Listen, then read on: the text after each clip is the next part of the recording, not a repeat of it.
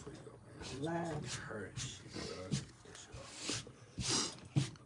Alright, let's get it. Ladies and gentlemen, everybody that's tuned in or will tune in, we are back once again with Avis Henderson. Oh, my fault. Sorry about that. Check. Ladies and gentlemen, we are back again for episode 17 with Avis Henderson and her son, who has his version of what he saw that day. We're going to start off with Miss Henderson. Can you reintroduce yourself for the people, Miss Henderson? Please step up to your mic a little bit, please. Hey, Facebook family. Once again, I'm the mother of Meanna Drapper. And the reason for this interview is just, I'm like any other mother that's out there.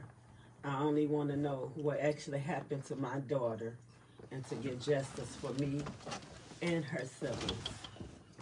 So my name is Avis Henderson. I'm the mother of Meanna Drapper, and I'm here to get answers and justice for my child. Okay. We appreciate you being here. You know what I'm saying? We know this is something hard for you. It's something you and your family going through. We appreciate y'all coming back this week. You know, we had you on last week. We talked about it. A lot of people was feeling it. A lot of people I know, a lot of people was like, really like tuned in. So by us doing this, we getting the message out there. That's all we want to do, you know. Chronic Chronicles, what we do, we trying to support people in all ways, whether it be business, whether it be you lost a loved one and you feel like it was foul play. And that's what we here for. So we appreciate you being here. I appreciate you guys for having us on. No problem. I really do. Word. So you got somebody with you, young lady. Can you tell us who you have with you, please? I have my son here. And my son was the one who found my daughter. He was the one who took her to the hospital. He was the one who tried to do CPR and give her life. So I want the world to hear what he witnessed and how he found my daughter, what actually happened and how he really found her. Was contradicting what was in the police report. Yes. My brother, how you doing, brother? Excuse me, everybody hear me? I'm doing all right. You want to introduce yourself to the people? I go by Vine. Vine. I apologize. I ain't, this is my first time ever doing something like this. It's all good. It's all good. I'm doing it correctly. Yeah, you definitely doing it. Just scoot your seat up a little bit more. Yeah, and let me say something to you before you keep going. All you gotta do is be yourself and just speak your truth, you know what I'm saying? And if you do that, then you're doing it correctly, my brother. So go ahead, talk to the people. Who are you again, sir? I'm Javon Henderson, but I like to go by Vine for short. And your relationship to the victim? That was my big sister, Meanna. Can you tell us, if you got it in you right now, can you tell us what happened that day? I guess we can start with the phone call.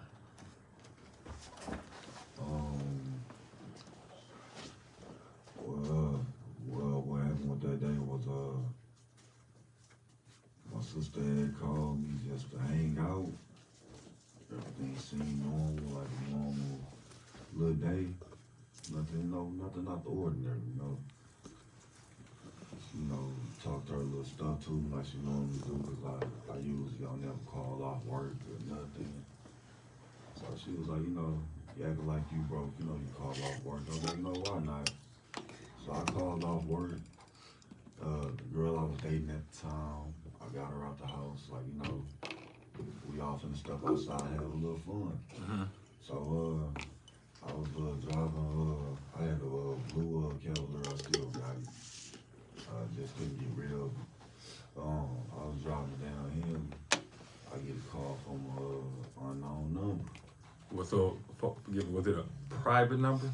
No, it's just a number I don't know. Usually, to be honest, I ain't saying like I'm a paranoid type of individual, but bro, I'm saying, you don't just answer for any number, you just don't know. But I was like, I'm driving, like, they call them, like, it's getting annoying, why not answer, who is it? It was the girl my sister was dating at the time, saying, like. What's her name? Her name was Corinda. Corinda? Yeah, Okay. she called, she had called my cell phone. And she was like, hey, little bro, where are you? Like in a panicking tone. I was like, you know, what's up? Like, you know, she was like, I can't find your sister. I can't find your sister. She just took off running. Somebody took off running. She's talking about she gonna hurt herself. Excuse me. Let me pause you for 1 sec. And I'm gonna probably pause you hearing that, but it's for a purpose, okay? Not to cut you off. Like, Can you recollect what time that was?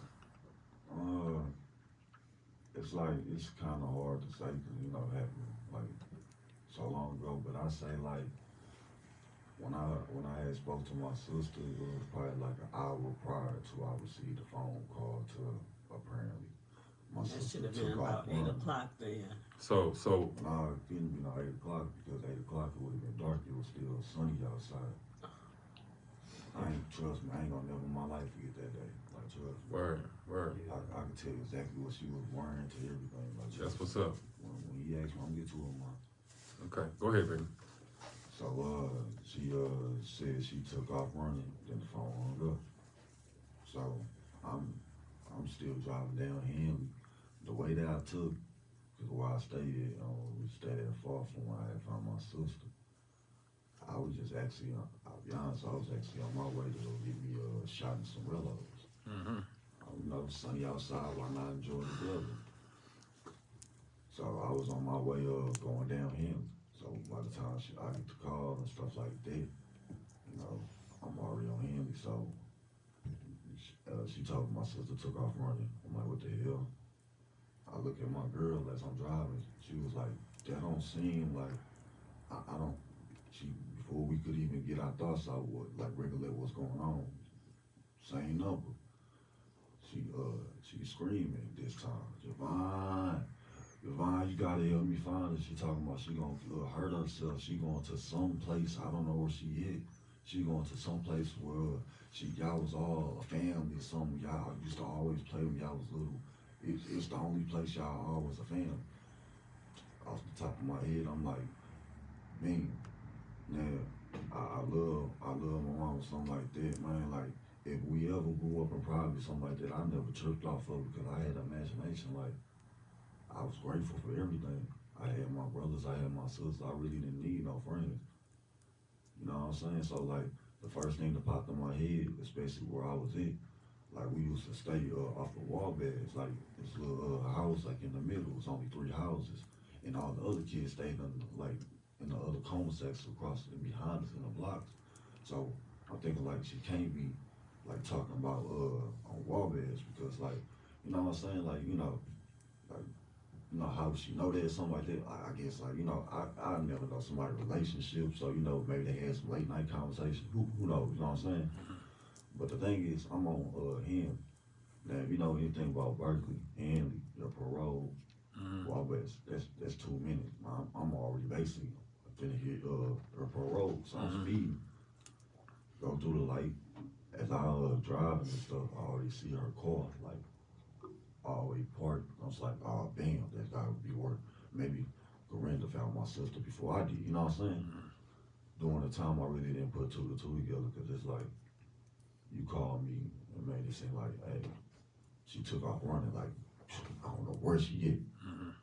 I'm panicking, like I'm confused. What the hell? I'm trying to like, what's going on? Hey, let me ask you. I don't mean to cut you off, bro, but let me ask you this: when she asked you, when she told you that she just took off running, did she give you a reason why? No. So she just said she just took off running, like for what? Like what's she running for? Yeah, it's like the sound of her voice and stuff like that. I didn't really try to think about something. I'm like, right. What the hell? You like, just tripping off your sister, right? Like, because I love my sister, but I know my sister. Like sometimes my sister do be tripping. Like I think like, man, my sister finna go beat somebody up. It's been times like my sister been calling me at the random time. Hey, little bro. Hey, people got me messed up. Where you at, man? Right. You know what I'm saying? I'm like, Right. it's my sister finna be my sister. Let me see where she at. You know what I'm saying? Calm her down. You know what I'm saying? Right. So, but when she said like what she said, I sped through the light. I passed over. It's a little side street, crossed over right across the court, hit over there. I was basically, I basically made it, after that second phone call, I made it,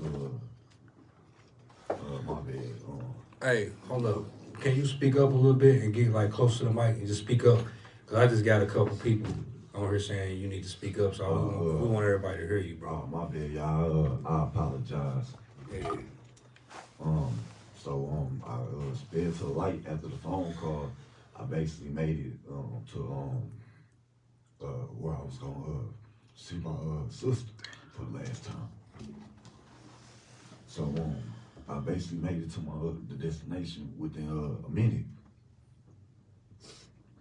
I jumped out the car. I couldn't park. I jumped out the car because I noticed that, I seen her holding my sister, choking her, like as if you was comforting someone, you know, laying on the ground. And my sister just laying there, just not moving. So I couldn't park. I jumped out of my car. I ran up the hill, and my car crashed on the sewer. So I was halfway up the hill, and by the time I made it, she noticed that I heard the sound of my car. When she seen me, she started screaming like, "Help, help, Javon, you gotta help me." Who's it? Corinthia started screaming like for help, like she was, but she didn't notice me. She was in a daze, like she didn't notice me, you know, like.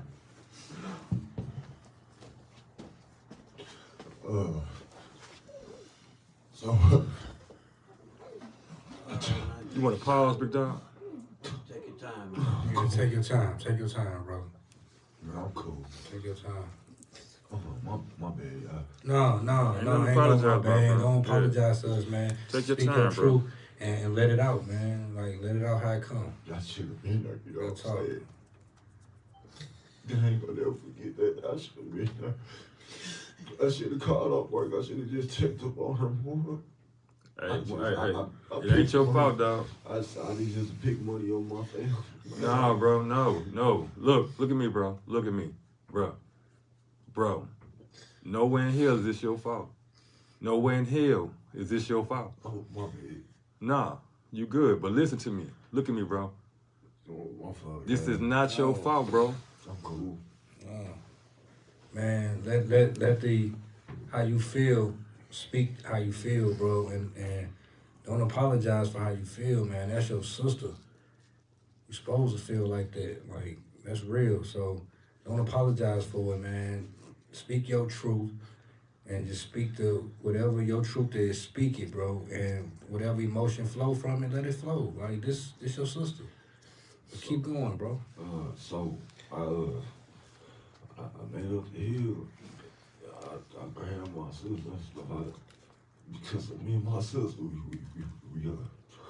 we real close and stuff. Like, I ain't never changed in my past or nothing like that, man. It is what it is, whatever happened to me in my life. But throughout life and stuff, man, like, I suffer for like depression and stuff. It's been a few times, man. Like, I felt like, man, I'd rather not wake up than be here. So I did attempt suicide a few times. So it's been a few times, but my sister saved me.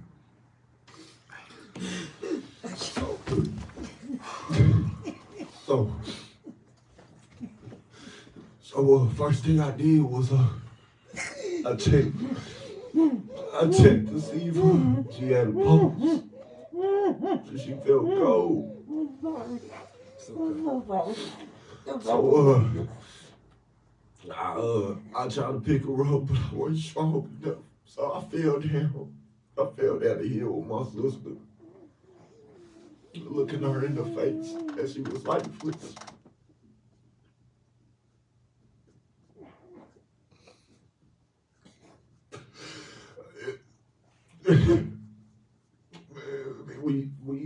We ran it. We happened to fall and stumble across a stain as my sister laid on me, and I noticed that my sister. I realized that she released her bowels. So I didn't want to believe it. I didn't want to believe it. So I did when my sister talked. She told me how to do CPR and stuff. So I went underneath her real cavity and I forced her lungs to try to get her. And it worked. So The girl I was dating at the time, I yelled at her. I said, please, can you put reverse my car, please? She didn't know how to drive. I said, call 911, do something, please. You gotta help me. This ain't the time I need you.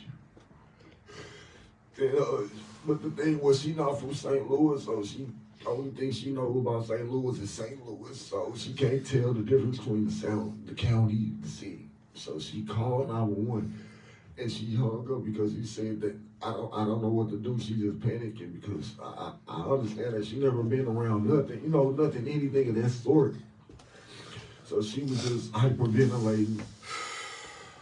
I'm sitting there, Corinna, can you please fucking help? She's still sitting up the hill. So then she decided to run down the hill. I said, Corinna, she don't know how to drive. I gotta bring me. Y'all gotta help me. Please. So she decided to go to her car, lock her door because her and my sister had this empty. But the driver's side door, you can't get in. It was like, point A to point B car. So she went through the passenger side cab. She locked the door. That's why I apologized for my language. I said, what the fuck is you doing, man? I couldn't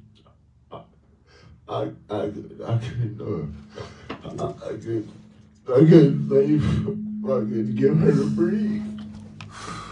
I couldn't get her to breathe. I started panicking. So Digger hopped in the car. She hopped in the car.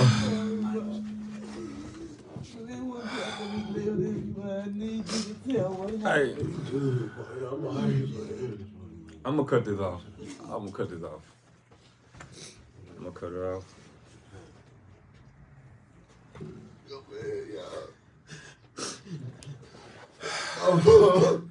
Hey, we're gonna be back, y'all. We'll be back. It's okay, baby. It's okay.